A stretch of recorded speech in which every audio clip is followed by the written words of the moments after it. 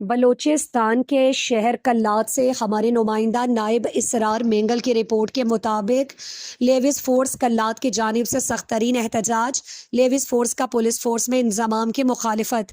حکومت بلوچستان نے leaves force کو پولیس میں ضم کرنے سے متعلق نوٹیفیکیشن جاری کیا، جس کے بعد لیوز فورس پورے بلوچستان میں سراپا احتجاج۔ اس سلسلے میں لیوز فورس کلات کی جانب سے پرہجوم احتجاجی ریلی نکالی گئی۔ ریلی میں لیوز فورس کلات کے تمام عہدیداروں سمیت دیگر اہلکاروں نے بڑی تعداد میں شرکت کی۔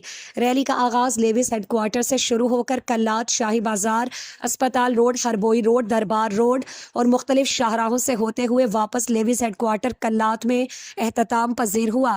لیوز اہلکاروں نے ہاتھوں میں پلے کارڈز اٹھائے ہوئے تھے، جن پر لیوز فورس کا پولیس میں انضمام نامنظور، لیوز فورس زندہ باد کے نعرے درج تھے۔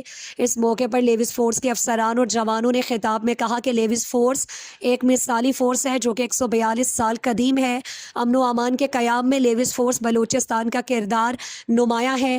وطن عزیز کے لیے لیوز جوانوں نے جانوں کی قربانیاں دیں۔ قبل ازیں لیوز فورس کو پولیس میں ضم کرنے کا ناکام تجربہ کیا گیا، اب ایک مرتبہ پھر وہی ناکام کوشش جاری ہے۔